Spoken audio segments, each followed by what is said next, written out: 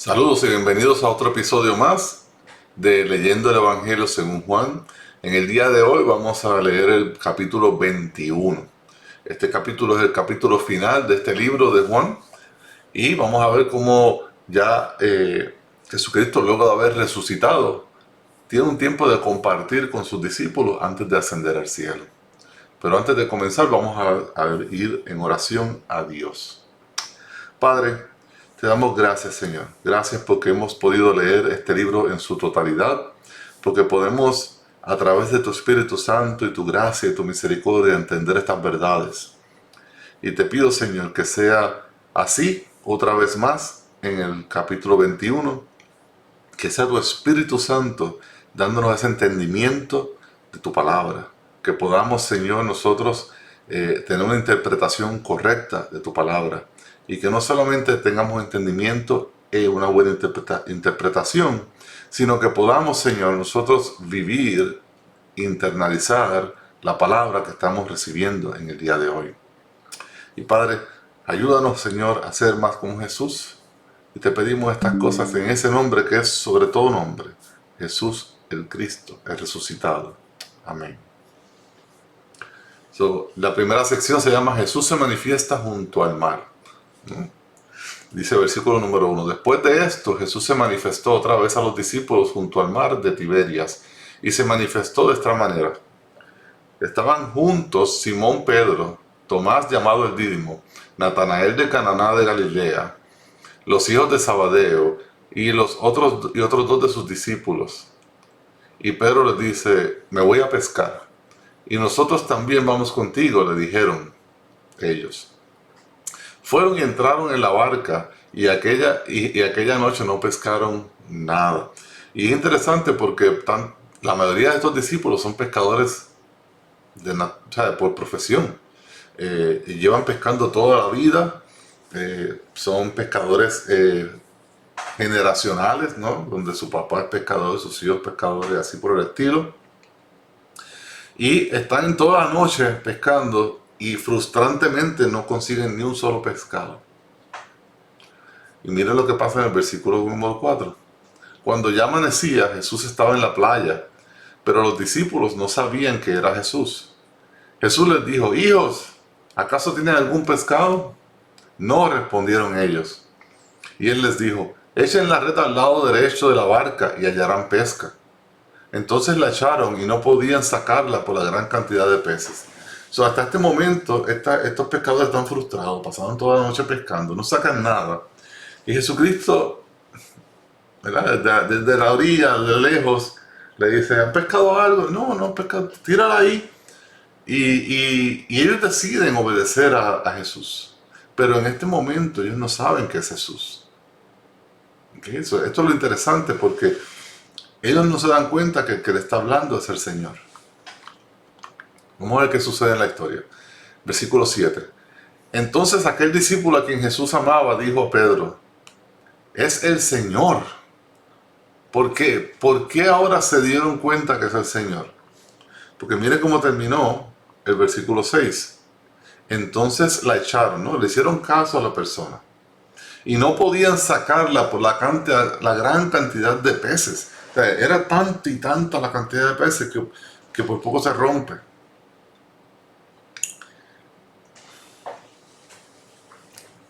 ¿Esto es qué? Esto es un milagro. Había un milagro. Ellos lo sabían, se dieron cuenta, porque llevan toda la noche pescando y de momento esta persona dice: tira la red ahí al ladito, y la tiran y se llena de peces, que es una manera increíble. Y ahí se dan cuenta de que es el Señor. Y mire lo que sucede. Oyendo Simón Pedro que era el Señor, se puso la ropa porque se la había quitado para poder trabajar y se echó al mar a nadar. Como loco salió del bote, se tiró al agua y se metió a nadar hasta la orilla donde estaba el Señor Jesús. Porque eso es algo que sucede cuando nosotros reconocemos que ahí está Dios. Cuando Dios se nos revela y nosotros vemos que es el Señor y vemos su gloria y su maravilla, la reacción natural de nosotros como hijos de Dios es que Ir corriendo donde Él porque deseamos estar con Él. No importa el pescado, no importa los barcos, no importa nada. En ese momento Dios siempre es primero. Y lo vemos en la vida de Pedro, ¿no? Aquí, ahora. Pero los otros discípulos vinieron en la barca porque no estaban lejos de la tierra, sino a unos 100 metros, arrastrando la red llena de peces. Cuando bajaron a la tierra, vieron brasas ya puestas y un pescado colocado sobre ellas y pan. Jesús les estaba haciendo desayuno a sus hermanos. Jesús les dijo: traigan algunos de los peces que acaban de sacar. Simón Pedro subió a la barca y sacó la red a la tierra, llena de peces grandes, 153 peces en total. Y aunque había tantos, la red no se rompió. Jesús les dijo: vengan y desayunen. Ninguno de los discípulos se atrevió a preguntarle: ¿quién eres tú?, sabiendo que era el Señor, ¿no? ¿Por qué preguntar lo que es evidente? ¿Por qué cuestionar lo que es evidente? No hay otra forma de explicarlo. Jesús vino, tomó el pan y se lo dio, y lo mismo hizo con el pescado. Es Jesús. ¿Qué hace Jesús? Jesús está sirviendo la mesa, ¿no? Jesús sirvió la mesa en la última Pascua que comió con ellos. Jesús sirve la mesa ahora. Y Jesús dice que cuando estemos en su presencia allá en el cielo, que estemos en las bodas del Cordero, donde Jesucristo y la iglesia estarán unidos por siempre, es Jesús quien va a servir. Es Jesús quien va a servir la mesa. Y es interesante porque Jesús es Dios, es Rey, es soberano, pero en amor hace esto. Así de valiosos e importantes somos nosotros para nuestro Dios. Entonces, seguimos. Esta fue la tercera vez que Jesús se manifestó a los discípulos después de haber resucitado entre los muertos. Y según leemos otros libros de la Biblia, nos da un poquito más de información donde nos dice que Jesucristo pasó 40 días con sus discípulos con un propósito primordial. Obviamente quería compartir con sus discípulos, como estaba haciendo ahora, desayunando, etcétera, animándolos, todas esas cosas. Pero el propósito principal era que Jesucristo le iba a abrir el entendimiento, le dio el Espíritu y le va a leer la palabra. Va a ir desde Génesis, ¿verdad?, todo el Antiguo Testamento, libro por libro, explicándole todo lo que dice la Biblia, todo lo que dice el Antiguo Testamento acerca de Él. Y gracias a eso nosotros tenemos ese conocimiento también, ¿no? Y ahora vamos a ver cómo está esta parte que es la conversación que Jesús tuvo con Pedro. Dice: cuando acabaron de desayunar, Jesús dijo a Simón Pedro: Simón, hijo de Juan, ¿me amas más que estos? Sí, Señor, tú sabes que te quiero, le contestó Pedro. Esto no fue lo que le preguntó Jesús, ¿no? Jesús le preguntó: ¿me amas? Y Pedro le contesta: te quiero. Entonces es interesante cómo la traducción de esta Biblia funciona, porque en inglés es más difícil. ¿Por qué? Porque en griego hay diferentes versiones para la palabra amor. Y aquí en esta conversación se utilizan dos versiones para la palabra amor. La versión número 1 es ágape y la versión número 2 es fileo, de donde viene la palabra Filadelfia. Ágape es el amor con el cual Dios ama a nosotros, sus hijos, los que creemos en Jesús. Es un amor sacrificial, es un amor que se entrega, es un amor que todo lo cree, que todo lo perdona, que todo lo ama, que todo lo aguanta. Es un amor descrito en la carta de Corintios, ¿no? Pero el amor fileo es un amor de servicio, es un amor fraternal, es un amor donde nos amamos los unos a los otros, pero no es un amor sacrificial donde yo pongo a la persona primero que a mis propias necesidades. Y Pedro, y es interesante cómo Jesús le dice: Pedro, ¿tú me ágape más que estos? En otras palabras, tú tienes un amor sacrificial para mí. Tú me pones a mí primero que todas las cosas. ¿Y qué le dice Pedro? Tú sabes que yo te fileo. tú sabes que yo te quiero, tú sabes que yo te amo, pero no a ese nivel, ¿no? Y Jesús le contesta, apacienta mis corderos. Corderos, ¿verdad? Está hablando de su pueblo. Volvió a decirle por segunda vez, Simón, hijo de Juan, ¿me amas? Y usa la palabra ágape. Sí, Señor, tú sabes que te quiero. Fileo, le contestó Pedro. Jesús le dijo, pastorea mis ovejas. Versículo 17. Jesús le dijo por tercera vez, Simón, hijo de Juan, ¿me quieres? Pedro se entristeció porque a la tercera vez le dijo, ¿me quieres? Fíjate qué curioso. Jesús le dice, ¿me amas? ¿Me amas? Y Pedro le contesta, te quiero, te quiero. Y ahora se dio cuenta de que Jesús cambió la pregunta. Ahora es, ¿me quieres?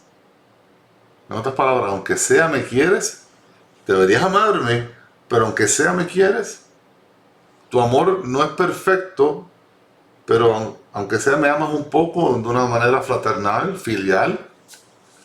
Y Pedro se entristece al escuchar esas palabras. Y respondió, Señor, tú lo sabes todo. Tú sabes que te fileo. Tú sabes que te quiero. Apacienta mis ovejas, le dije otra vez. Y vamos a ver que antes de la crucifixión, Pedro, ¿qué hizo con Jesús? Lo negó 3 veces. ¿Por qué? Por miedo a perder su vida, por miedo a perder su libertad. Ahora Jesús lo confronta 3 veces. ¿Me amas? ¿Me amas? ¿Me quieres? Y es interesante porque ahora Pedro sí quiere a Jesús. Pedro sí lo ama, aunque no a un nivel perfecto, pero sí hay ese amor por Jesús.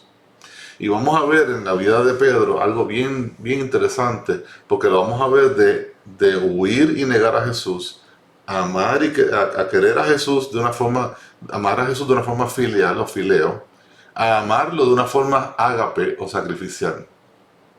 Y vamos a ver cómo Pedro, a través de la obra del Espíritu Santo y lo que hace Jesús en Pedro, se va transformando en esta persona que al final va a dar su vida por Cristo. Y no solamente Pedro, todos los apóstoles murieron dando su vida por Cristo, con excepción de Juan. Juan, Dios hizo provisión para que muriera de viejo, no asesinado.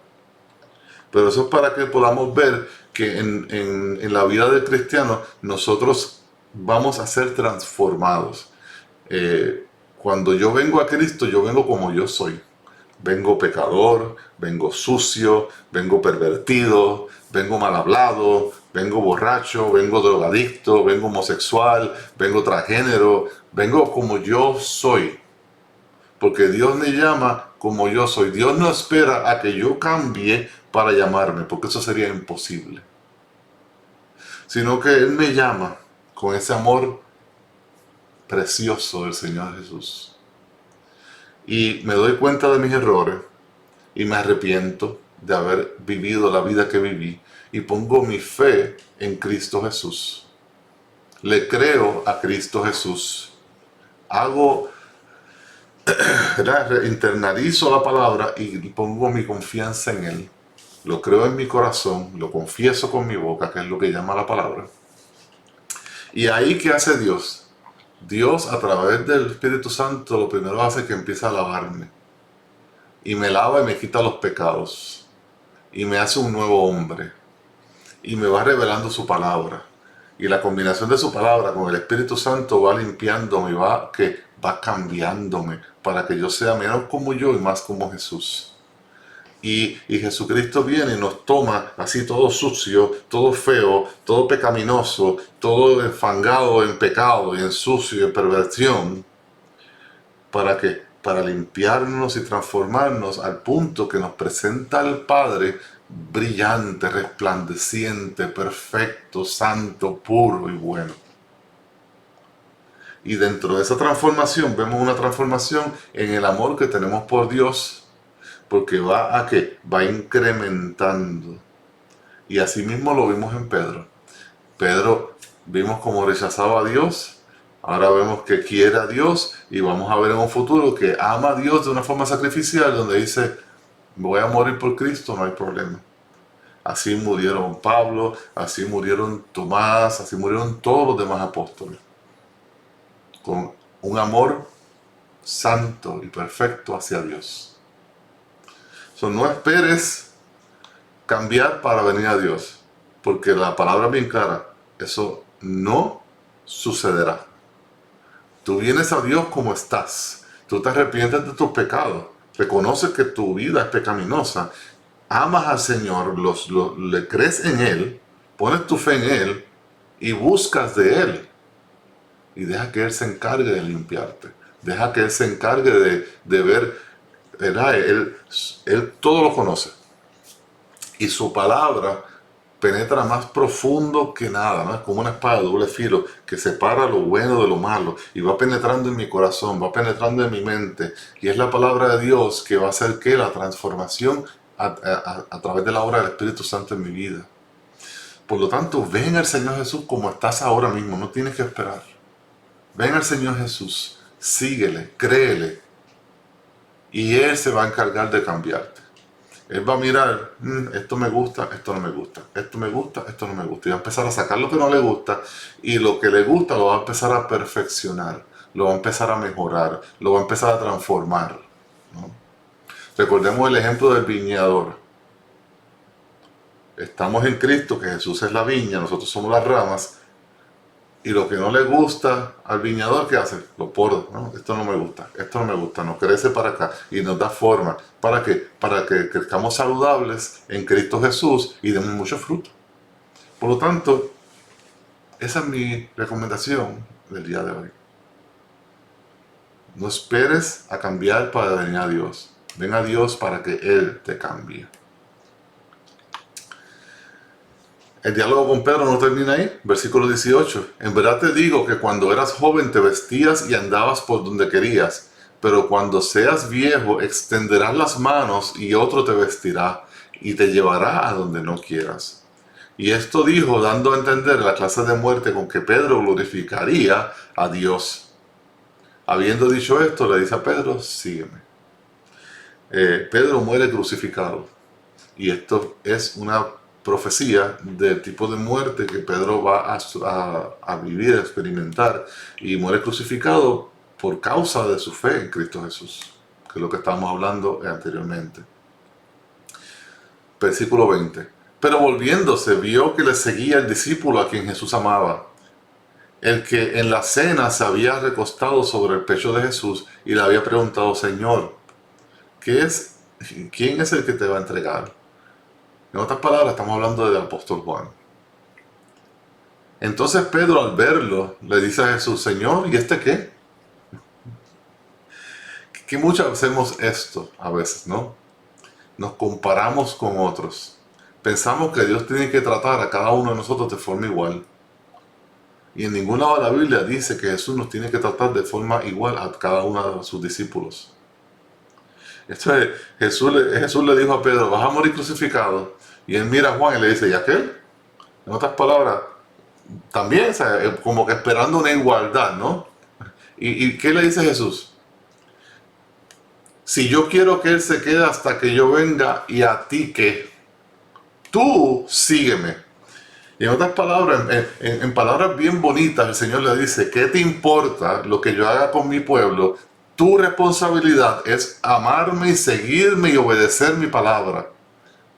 Tú no estés mirando allá, ni atrás. Tú mírame a mí. Tú pon tu mirada en mí, sígueme a mí y olvídate de los demás. ¿Cuántas veces nos pasa eso a nosotros? Estamos pendientes del vecino, del que está al lado. Pero mira, ese es pastor y a veces no va a la iglesia. O ese es pastor y no hace esto o hace aquello. Y estamos pendientes, ¿no? Porque pensamos que tenemos que ser todos iguales o estamos buscando excusas, justificación por X o Y razón. O mira, o ese es cristiano y Dios lo tiene bien y tiene dinero, y yo soy cristiano y soy pobre y estoy pelado todo el tiempo, no tengo dinero. Y pensamos que Dios está obligado a tenernos a todos por igual. Y eso no es cierto. Aprende de esta lección de Pedro. ¿Y a ti qué? Palabras fuertes del Señor Jesús, ¿no? Tú cállate y tú sígueme. Eso es lo que tú tienes que hacer, seguirme. Lo que yo haga con aquel, o con aquel, o con aquel, o con aquel, es problema de quién. Es problema de Jesús, es problema de Dios. Él los creó, Él los salvó, Él los compró con precio de sangre, y Él a cada cual le da lo que Él quiere. A cada cual Él le da obras diferentes, a cada cual Él le da pruebas diferentes, a cada cual Él le da bendiciones diferentes, y a cada cual Él le da un propósito y una vida diferente. ¿De acuerdo a qué? De acuerdo a su perfecta y santa voluntad, no de acuerdo a mi voluntad. No se trata de lo que yo quiera, no de lo que yo piense, se trata de la voluntad de Dios. Y nuestro trabajo es tener un corazón humilde y agradecido y poner nuestra fe en Jesús, seguir a Jesús sin importar qué. Como Jesús le dice a Pablo, bástate mi gracia. En otras palabras, tú no merecías ni que yo te salvara, pero el hecho de que yo te salvé, que es la gracia, porque somos salvos por gracia. Gracia significa recibir algo que no merezco. El hecho de que yo te salvé debe ser suficiente para ti para decir gloria a Dios, aleluya, por una eternidad. Porque no merecías ni siquiera eso. Y me incluyo en esto, ¿no? No merecíamos ni siquiera eso. Y esto es un buen pasaje para mantenernos humildes y para mantenernos enfocados en el Señor Jesús y no en nuestros vecinos. 23. Por eso el dicho se propagó entre los hermanos de aquel discípulo, que aquel discípulo no moriría. Pero Jesús no le dijo que no moriría, sino, si yo quiero que ese se quede hasta que yo venga, ¿a ti qué? ¿No? Es un tipo de enseñanza a través de la exageración. Pero sí, Juan murió, pero Juan no murió martirizado, Juan murió de anciano. Juan fue el que escribió este evangelio, escribió 3 cartas a diferentes iglesias, y también escribe el último libro de la Biblia, que es el libro del Apocalipsis o Revelación. Y este libro fue escrito ya a finales del primer siglo, poco antes de que Juan muriese. Y terminamos este capítulo y este libro con este pasaje. Este es el discípulo que da testimonio de estas cosas y el que escribió esto. Y sabemos que su testimonio es verdadero. Y hay también muchas cosas que Jesús hizo que, si se escribieran en detalle, pienso que ni aún en el mundo podrían contener los libros que se escribirían. Y obviamente es una enseñanza a través de la exageración, ¿no? Una hipérbole, donde Juan en el capítulo anterior al final nos dice que cuál es el propósito del libro. Que nosotros, leyendo esto, viendo el testimonio, viendo las obras de Jesús, tengamos fe y creamos. Y Juan dice, esto fue un pedacito chiquitito de lo que hizo Jesús, pero es suficiente para que tú y yo creamos en el Señor Jesús. Pero si nosotros fuéramos a escribir todas las maravillas y todos los milagros y toda la vida de Cristo, no tuviéramos donde almacenar tanta información. Y obviamente volvemos a la exageración, ¿no? Es tanto y tanto lo que el Señor hizo que no se pudo escribir. Pero ellos escribieron lo suficiente para que tú y yo, al leer estos eventos, reconozcamos que hay eventos históricos que reconocen que Jesús es quien es Él. Hay eventos arqueológicos que reconocen que Jesús es quien es Él. Hay testigos oculares que no solamente vieron su testimonio, vieron sus milagros, vieron su muerte, vieron su vida, pero también vieron su resurrección. Y la palabra nos habla en el libro de los Hechos que más de 500 personas vieron a Jesucristo a la vez. Y hubo muchas señales de su resurrección que vamos a verlas en otros evangelios que dan más detalles referente a esa señal de resurrección. ¿Con qué propósito? Con que tú y yo para que tú y yo creamos que que Jesús es el Hijo de Dios, que Jesús es Dios, que es el Mesías, es el Cristo, es el enviado, y que murió por ti y por mí en la cruz de Calvario, que al tercer día resucitó y que está sentado en su trono para que si tú y yo creemos, no nos perderemos, no iremos al infierno, no pagaremos por nuestros propios pecados, sino que tendremos vida eterna en Cristo Jesús. Porque el Cristo, siendo Dios, tiene vida en sí mismo y por lo tanto puede dar vida. Y tenemos que recordar lo que estudiamos los otros días, donde estudiamos que Jesucristo es el camino, la verdad y la vida.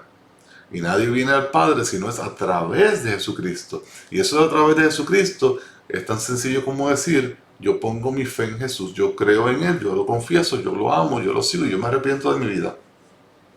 De ahí en adelante el Señor se encarga de cambiarme y de hacerme a su imagen y semejanza. Y amigos y amigas, aquí terminamos el libro de Juan. Fue un placer leer el libro juntos. Este no va a ser el único libro, vamos a tratar de leer los 4 evangelios. Ya leímos el Evangelio de San Juan, según Juan.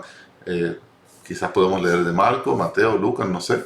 Pero estén pendientes porque vamos a seguir con este proceso para el beneficio de todos, para que todos podamos leer la Biblia, todos podamos entender la palabra y todos podamos creer que Jesús es el Cristo, el Hijo de Dios, el Salvador nuestro Dios y Señor. Hasta luego, que el Señor los bendiga y nos vemos después en otro episodio. Bye.